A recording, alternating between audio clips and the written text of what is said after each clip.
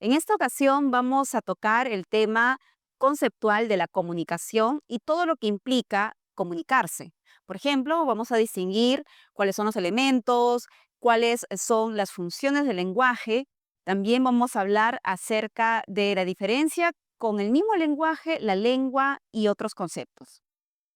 Bien, cuando hablamos de comunicación, debemos de concebir la comunicación como un concepto global.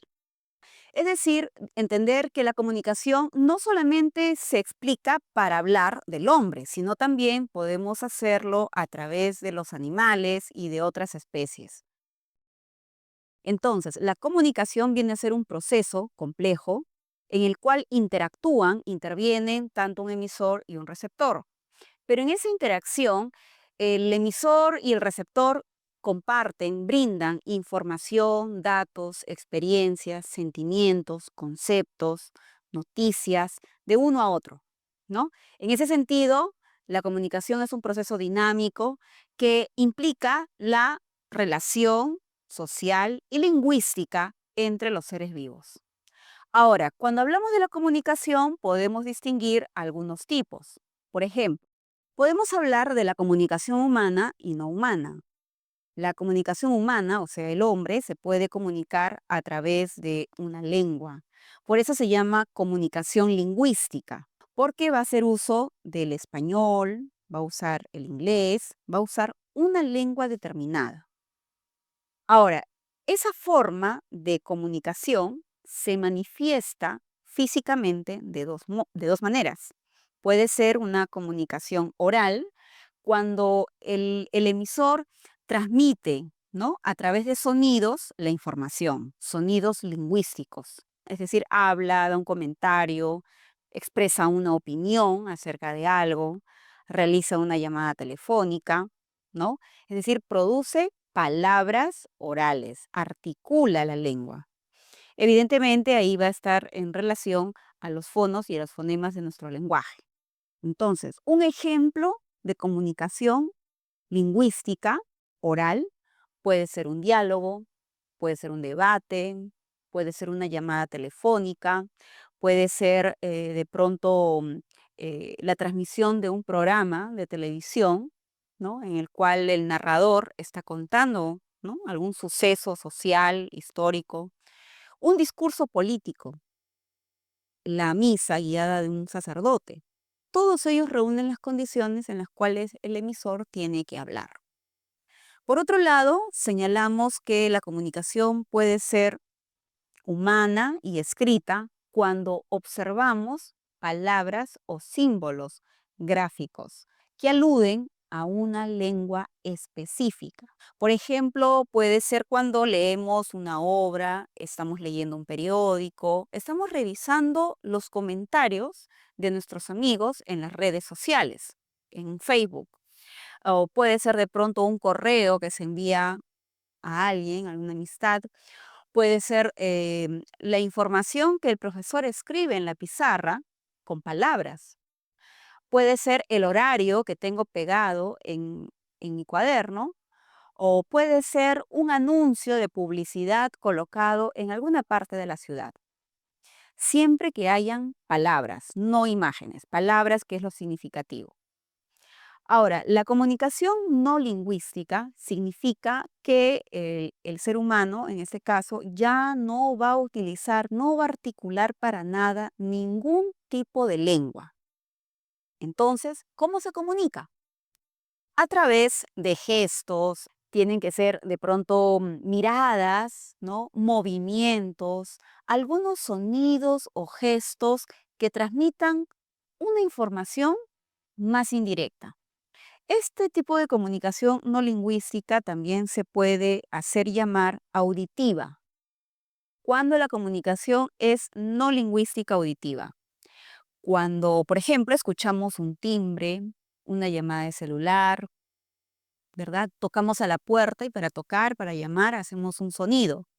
O enviamos un silbido a una persona para que ésta nos vea, para capturar su atención y para poder entrar en comunicación con él. Siempre que haya alguna producción sonora. Le decimos visual porque evidentemente la comunicación se va a captar a través de la visión. Por ejemplo, cuando estamos viendo una imagen, ¿no? En las redes, estamos viendo unas fotos, estamos observando de pronto una fotografía, estamos contemplando un mapa, estamos observando de pronto un símbolo colocado en la puerta de un servicio higiénico destinado a las damas, tiene un símbolo, y para los caballeros tiene otro símbolo. Entonces son los símbolos, son las imágenes, son los colores, por ejemplo, que podemos encontrar en los semáforos. Cuando uno quiere guiarse en la pista para guiar el tránsito, por ejemplo, nosotros utilizamos bastante lo que es la señalización de los medios de transporte. Entonces, los colores advierten que debemos cruzar, que debemos detenernos. Por ejemplo, el color rojo significa para nosotros eso. Incluso hay unas líneas sobre las pistas que son las líneas que debemos emplear para poder cruzar o atravesar los peatones. O de pronto en algunas zonas, por ejemplo, cuando se maneja por una carretera, hay algunos anuncios, algunos letreros que señalan que es una zona de curvas, curvas peligrosas. Entonces, la imagen señala que esta zona de tránsito tiene esas características. Todo esto implica entonces comunicación visual. Gestual se le dice generalmente a la expresión del rostro del ser humano. Por ejemplo, cuando sonreímos ante un comentario que significa aprobación. Puede ser de pronto también un movimiento de los ojos, por ejemplo, cuando levantamos los ojos en señal de desconcierto, inseguridad, enojo. Por ejemplo, cuando una persona demuestra enojo suele fruncir los ceños, ¿no? Acá trata de unir, fruncir el ceño y junta las cejas. Por otro lado está la comunicación táctil. ¿Qué significa? Que los seres humanos transmitimos información siempre a través del contacto físico. Por ejemplo, cuando nos saludamos. ¿Cómo nos saludamos aquí en el Perú? A través de un apretón de manos. En algunos casos puede haber un beso en la mejilla, un beso en la frente, ¿no? Una bendición, por ejemplo, cuando hacen la señal de la cruz sobre la cabeza de un niño o sobre una otra persona. O puede ser el hecho mismo de dar las condolencias cuando alguien fallece, ¿no? Entonces ahí abrazamos a la persona, o de pronto cuando queremos pasarle la voz a alguien, ¿qué hacemos? Le damos un pequeño golpecito en la espalda. Entonces todo esto significa contacto físico, por eso se le llama comunicación táctil. La comunicación olfativa de pronto no está tan desarrollada entre los seres humanos porque no es nuestro sentido más fino, pero también podemos transmitir información, no necesariamente con un propósito, pero sí puede generarse para establecer contactos de nivel secundario. Por ejemplo, el hecho de la salud, la enfermedad, muchas veces son percibidas a través de ciertos olores. Ahora, no somos los únicos. Si bien es cierto, los seres humanos nos comunicamos con un lenguaje, con una lengua, o utilizamos la forma primaria de comunicación, que es la no lingüística, otras especies también se comunican. Entre ellos están los animales y las plantas. Bueno, algunas plantas a través del proceso de la reproducción. Pero vamos a hablar en especial de los animales. Ellos, como son seres vivos, móviles, y son mucho más activos, van a de experimentar una comunicación mucho más activa, ¿verdad? En ese sentido, los animales y las plantas se pueden comunicar también de forma auditiva. Puede ser auditiva, por ejemplo, el llanto de un animal, el sonido de un animal que emite, por ejemplo, el ladrido de los perros. Puede ser visual. Un ejemplo muy bonito es los pavos reales. Los pavos reales cuando están en un momento de cortejo, por ejemplo, suelen abrir sus plumas. Puede ser también gestual, puede ser táctil, puede ser olfativa. Entonces, también pueden comunicarse de esa manera. Ahora, ¿cuáles son los elementos de la comunicación? ¿Quiénes participan? Dos personajes importantes que los reconocemos como el emisor y el receptor. El emisor es el encargado de realizar un proceso psicobiológico llamado la codificación. Muy bien, ¿qué significa codificar? Codificar implica que el emisor tiene que pasar por tres fases importantes: la psíquica, la física y la biológica, en la cual él tiene que seleccionar una serie de ideas, mensajes, construir un mensaje que va a enviar al receptor. Una vez que ha seleccionado la información que quiere enviar, tiene que transmitirla, tiene que ejecutar, tiene que enviarlo, y eso implica una acción. Y finalmente, esta acción tiene un efecto, tiene una consecuencia. Por ejemplo, cuando yo tengo la intención de decir algo a alguien hablando, entonces cuando lo realizo, voy a tener como resultado los sonidos de mi lenguaje. Si quiero enviarle una nota, entonces el resultado final será el texto que yo vaya a elaborar. En eso consiste la codificación. En cambio, el receptor es aquel que va a recibir, ¿no es cierto?, almacenar, procesar los datos que le envía el emisor. Ese proceso se llama la descodificación. Va a ser un sentido inverso al anterior. Por lo tanto, el receptor va a tener que comprender lo que ha dicho el emisor, procesar, ¿verdad?, enviar esas señales al cerebro, y el cerebro va a permitir que el receptor interprete, comprenda lo que el emisor ha enviado. Ahora, para que este vínculo entre emisor y receptor sea asertivo, lo que tienen que compartir ambos es lo que se llama el código. El código tiene que ser común. Si es un código lingüístico, lo tienen que manejar ambos. Por ejemplo, si yo hablo español y tú también hablas español, entonces por eso me comprendes. Pero si yo hablara alemán y tú hablas español, entonces no habría comunicación.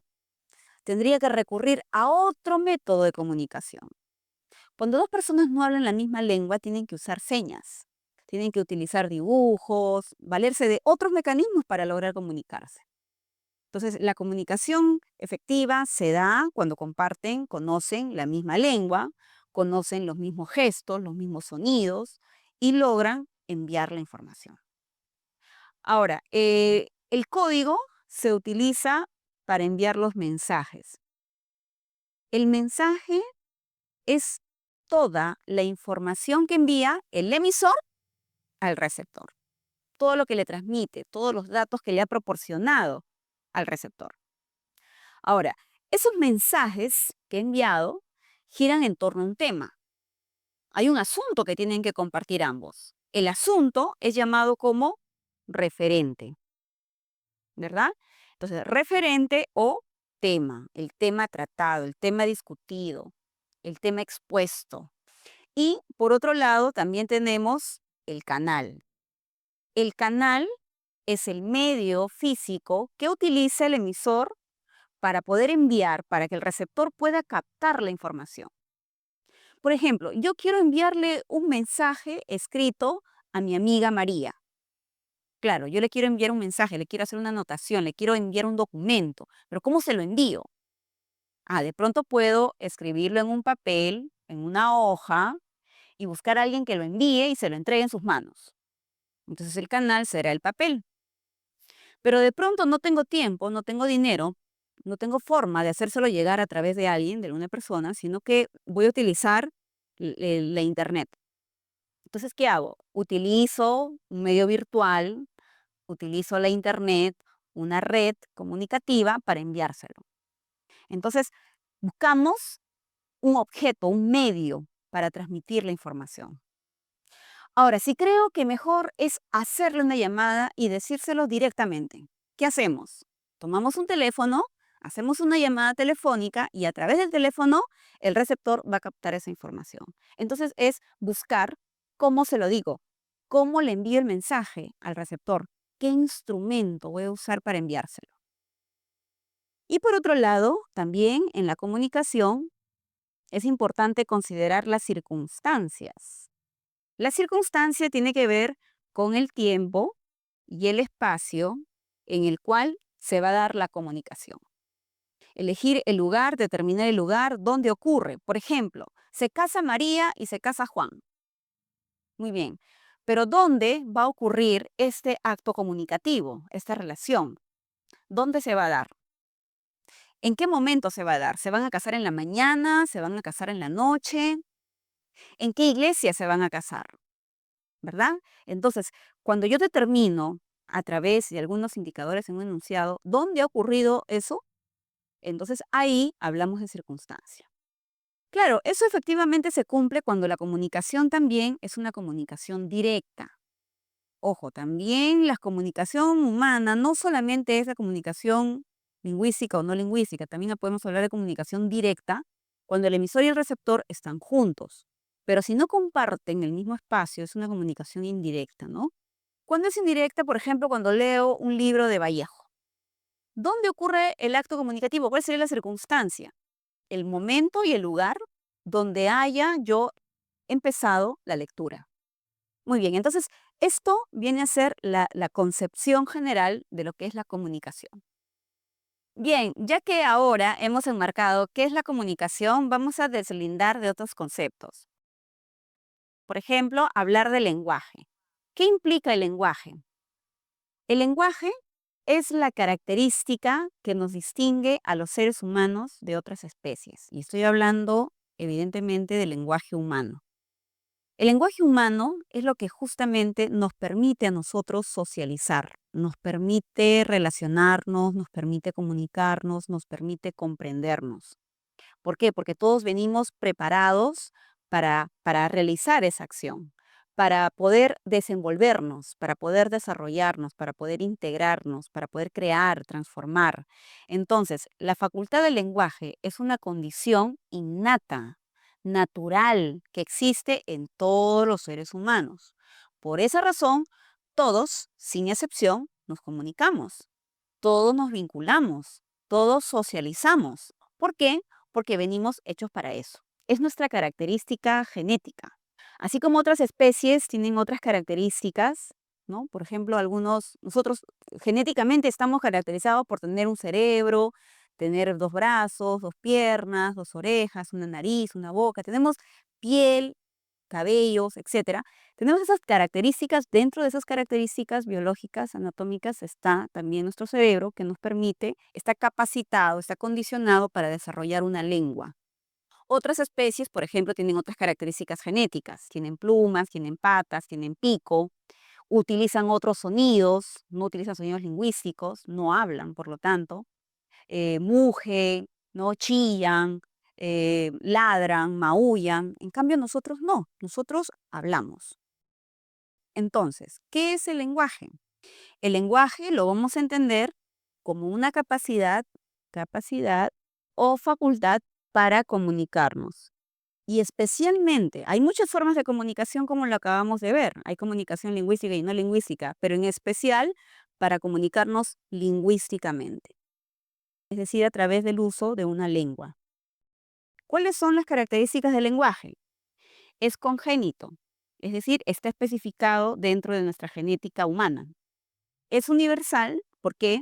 Porque todos los seres humanos, sin excepción, vienen con esta característica. Biológico, claro, porque está dentro de nuestra naturaleza humana. Inmutable. ¿Por qué es inmutable el lenguaje? Porque esa capacidad que tenemos todos no cambia, no se modifica, no se transforma. Simplemente se activa y se desarrolla. Limitante. ¿Por qué limitante el lenguaje? Porque se regula según nuestras condiciones humanas, ¿no es cierto? Según nuestros límites, según nuestras facultades humanas. Por ejemplo, nosotros nos comunicamos a través de un lenguaje articulado, hablamos, ¿no? Escribimos, pero no podemos comunicarnos de otra manera que no sea así, nos podemos comunicar telepáticamente. Entonces, está condicionado a nuestra capacidad cerebral, natural, de todos los seres humanos. No lo aprendemos, no es que yo tenga que mirar a alguien para socializar. Necesito simplemente estar en sociedad y esta actividad, este instinto natural de socializar me va a impulsar siempre a relacionarme con otros seres humanos. Por eso no se aprende. El aprender significa conciencia, interés, entrenamiento, imitación, y esto es algo espontáneo. Tampoco es algo que vayamos a olvidar, porque no implica memorizar nada, simplemente actuar. Ahora, la lengua se define de otra manera. La lengua viene a ser un sistema lingüístico abstracto. Viene a ser un sistema lingüístico abstracto. ¿Qué quiere decir esto? Quiere decir que la lengua viene a ser un conocimiento, uno de los tantos conocimientos que el ser humano internaliza en el cerebro. Ahora, la lengua, como tal, tiene que tener un componente importante que lo llamamos gramática. La gramática está conformado por un conjunto de reglas y esas reglas justamente son las que nos permiten comprendernos, entender, en medio de toda una variedad lingüística que estamos haciendo uso de una misma lengua. Podemos transmitir nuestros mensajes a través de la gramática. Entonces, la gramática es el regulador de la comprensión de los hablantes. Ahora, ¿cuáles son las características de la lengua? Las lenguas son abstractas, ¿no es cierto? Son complejas, son mentales, ¿verdad? Es compleja en ese sentido y es social, porque toda lengua se desarrolla, evoluciona, circula, fluye en medio de un contexto social. Es estable porque la estabilidad permite la buena interrelación entre los hablantes de una lengua. Se adquiere. ¿Qué quiere decir? Que es algo que vamos a desarrollar desde los primeros años de nuestra vida. Vamos a adquirirla de manera espontánea, natural, siendo estimulados evidentemente por el contexto. Eso sí, es importante que entendamos que la lengua se puede desarrollar de forma natural al margen de la cultura, al margen del lugar donde el hablante se encuentre. ¿Por qué? Porque los seres humanos poseemos la facultad del lenguaje. Por ejemplo, si una persona, si tú hubieras nacido, por ejemplo, en el país chino, en China, estarías hoy hablando una de las lenguas que supuestamente se consideran complejas, que es el chino. Y no considerarías que el chino es difícil, que el chino es complejo, que es muy difícil escribir. No, porque serías un nativo y tu cerebro hubiera simplemente desarrollado el conocimiento que el contexto te lo proporcionó. Entonces, las lenguas son conocimientos, conocimientos que los venimos madurando, desarrollando, fortaleciendo desde que estamos dentro del vientre materno. Hay estudios que revelan que las lenguas ya se vienen a adquirir dentro del vientre materno, antes de nacer. Y simplemente el exponernos a una lengua, el escuchar música, palabras, personas que nos hablen en la lengua que sea, nos permiten fortalecer y utilizar esta lengua, ¿no? Por eso nosotros desde niños, como las personas, nuestros padres hablaban español, nosotros hemos adquirido la lengua española y por eso hablamos así. Entonces tenemos que estar siempre en un contexto. Y la lengua se desarrolla siempre dentro de un periodo natural del desarrollo humano. Es decir, las lenguas se deben de fortalecer, adquirir dentro de los primeros años de vida. Ahora, la lengua también es un producto histórico, porque es la herencia que recibimos de nuestros padres, abuelos y ancestros.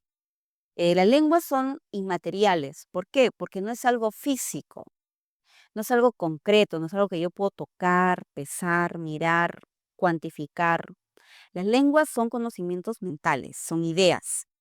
Y en consecuencia son imperceptibles porque no las vemos. Son tan abstractas que están dentro de la mente de las personas. Algunos ejemplos de lengua.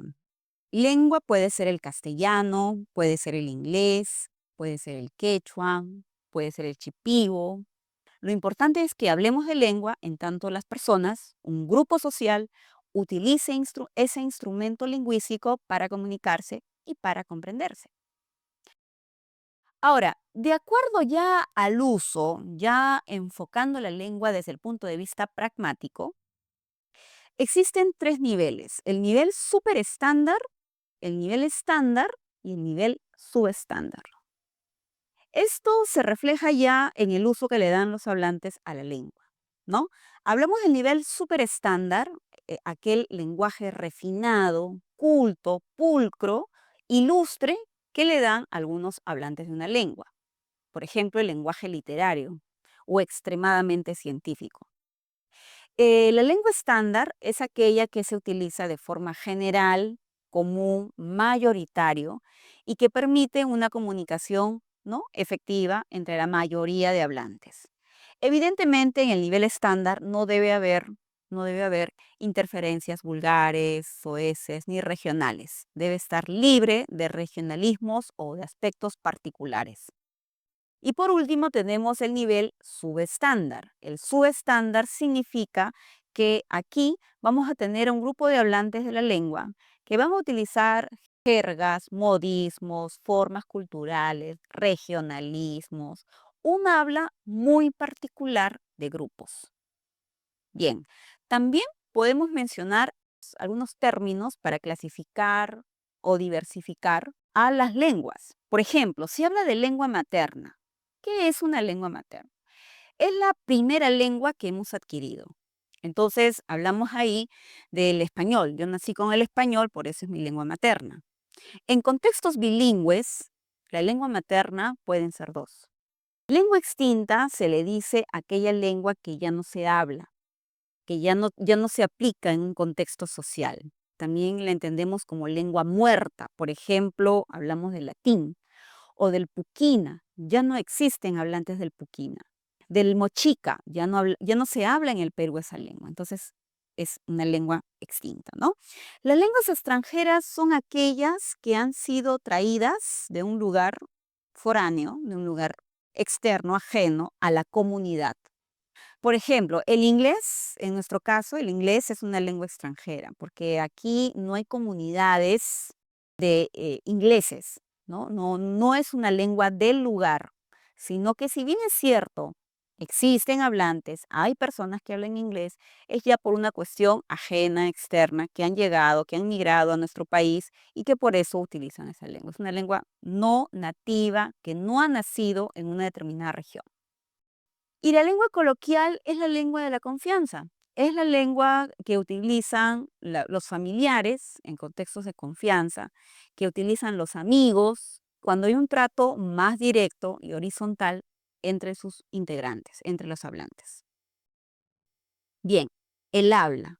El habla es justamente lo que tú estás observando que yo estoy haciendo ahora en esta sesión. Estoy hablando. Entonces, ¿qué es hablar? ¿Qué es el habla? El habla es el uso articulado, es el uso concreto de la lengua. Mi lengua está aquí, tú no la ves. Lo que estás percibiendo nada más son mis sonidos o los textos que acabas de leer. Entonces, el habla viene a ser el uso articulado, fonético de la lengua. Entonces, el habla tiene que cumplir con ciertas características. En primer lugar, es material. ¿Por qué material? Porque producimos sonidos. El sonido es de naturaleza física. Se mide, se graba, se almacena, ocupa un espacio. Es real, por lo tanto, porque existe. Es individual porque cada persona habla de una manera diferente, por el tono de voz, por el timbre, el volumen, por el estilo, por las oraciones. Cada persona forma oraciones incluso hasta que nunca ha escuchado, oraciones que jamás escuchó y es capaz de crear sus propias frases. Todos hablamos distinto, no repetimos exactamente igual frases ni palabras que otras personas dicen. Es variable, puede cambiar la manera de hablar. Mi tono de voz, si estudiara, por ejemplo, oratoria o locución, mi voz probablemente podría modificarla. Cambia a través del tiempo, ¿no? La voz, la manera de hablar de un niño, las palabras, las expresiones, los sonidos de un niño son diferentes a la de un adulto. Entonces es recontra variable. Se aprende. Efectivamente, yo tengo que escuchar y ahí sí el hablar implica aprendizaje. ¿Yo por qué hablo español? porque he aprendido a articular los sonidos del español. Entonces, es algo que imito, que repito. Por lo tanto, es concreto, es físico, ¿verdad? Y es perceptible al oído humano. ¿Por qué en realidad hablo español? Porque durante mis años de vida siempre he escuchado el español. Y hablaría inglés si probablemente yo escuchara el inglés y estuviera en contacto con el inglés. Cuando hay ese contacto con otra lengua, entonces hablamos la lengua. Tenemos que imitar.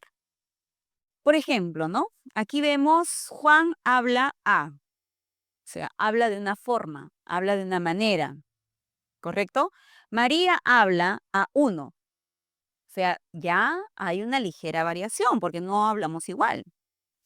Pedro habla a dos, o sea, tampoco es igual a, no habla igual a Juan, no habla igual a María, no habla igual a Pedro, ¿verdad? Los jóvenes hablan a B, también, ¿no? Te das cuenta que los jóvenes no hablan igual a los ancianos, no hablan igual a los niños, ¿verdad? Hablan diferente, tienen distinciones. Entonces, ¿qué quiere decir? Que absolutamente nadie habla igual al otro. Sin embargo, nos comprendemos. A pesar de esa variación, nos comprendemos. Entonces, ¿por qué nos comprendemos? Porque estamos siempre utilizando como fundamento una lengua. Y la lengua es lo que nos hace entender, son las ideas, son las abstracciones que tenemos de esos sonidos.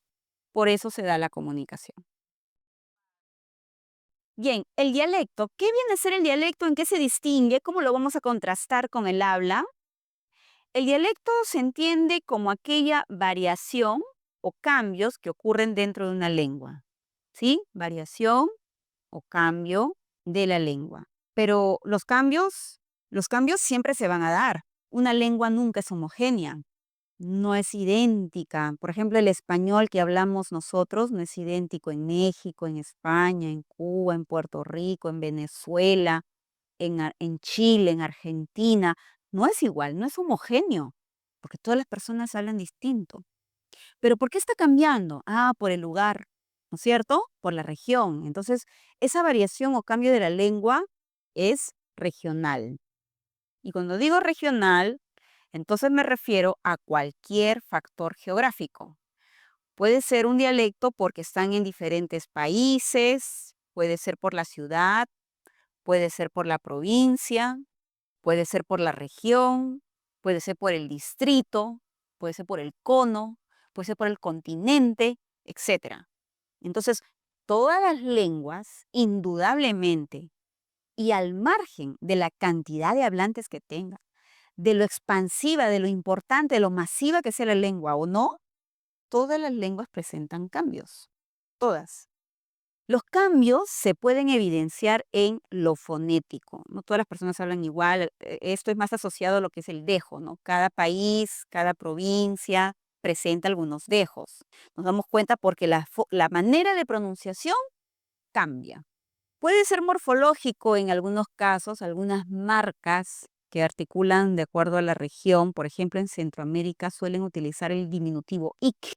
En cambio, en otras regiones utilizan el it. El léxico, que es lo más común, palabras, por ejemplo, en Argentina a un niño le dicen pibe, en México le dicen chavos y aquí le decimos chibolos. Lo sintáctico tiene que ver un poco con la estructura de la frase, ¿no? Por ejemplo, el español que hablamos aquí en el Perú, el español costeño, frente al español amazónico, presenta algunos cambios en la estructuración de la frase. Utilizan, por ejemplo, los posesivos o los artículos frente a nombres propios. Por eso decimos la Juana. Escuchamos gente que dice la Juana, el Miguel, ¿no? El Jonathan, y no es así, ¿verdad? Es un estilo simplemente por la influencia regional de algunos hablantes. Ahora, el dialecto, como se ve, puede variar, como dije, por aspectos geográficos, como ciudades, países, provincias, etcétera. A veces también se puede contemplar o sumar a esto un factor social, como la edad. Los niños y los jóvenes no hablan igual, hay cambios.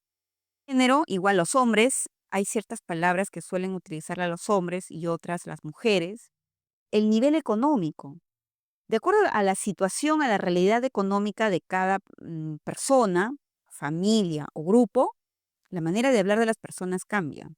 Por ejemplo, de un nivel socioeconómico bajo, es más probable que los hablantes utilicen pues un nivel subestándar. Mientras que hay estudios que demuestran que las personas que tienen un nivel socioeconómico mejor, mayor estatus, otra clase social, viven en distritos más acomodados, su manera de hablar, sus cambios son más notorios, ¿no? Ahora, el idioma viene a ser la lengua o el reconocimiento de una lengua oficial de una región. Formalmente se utiliza o se debe utilizar la palabra idioma cuando queremos reconocer el prestigio que posee una lengua. Y ese prestigio está reconocido legalmente a través de una constitución o a través de algún documento formal de la región. Es decir, tiene implicancias sociopolíticas. Entonces, los idiomas, para ser llamados idiomas, gozan de prestigio, gozan de reconocimiento social y cultural, porque es justamente la lengua más hablada o más difundida, reconocida, como dije, política y socialmente. Ejemplos, por ejemplo, el castellano es una lengua, la lengua oficial del Perú, es el idioma principal del Perú. Pero también, según nuestra constitución, es el quechua. ¿Por qué? Porque el quechua es una lengua amerindia, es una lengua importante que presenta una población lingüística grande. El inglés también, el inglés es un idioma porque es una lengua importante a nivel internacional, es la segunda lengua más hablada en el mundo. Entonces goza del estatus de idioma. Las lenguas que no presentan una mayoría y que no han tenido el reconocimiento, ¿no?, sociopolítico, entonces simplemente son lenguas. Ahora, ¿de qué nos sirve todo esto? Para qué hemos diferenciado lo que es comunicación, lenguaje, idioma, dialecto? ¿Por qué? ¿Para qué? Porque queremos darle un uso, porque nuestra capacidad comunicativa, el interactuar con otras personas, implica darle un uso, ¿no es cierto?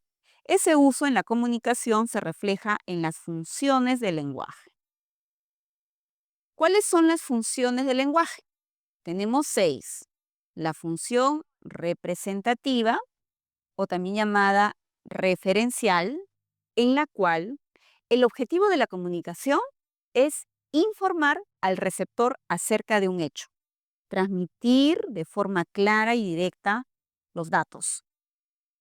¿Ok? Entonces eso lo vamos a notar, por ejemplo, en los colegios, en las universidades, en las academias, cuando el profesor hace una clase está informando.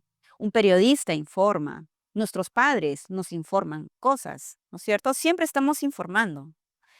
También tenemos la función expresiva o emotiva.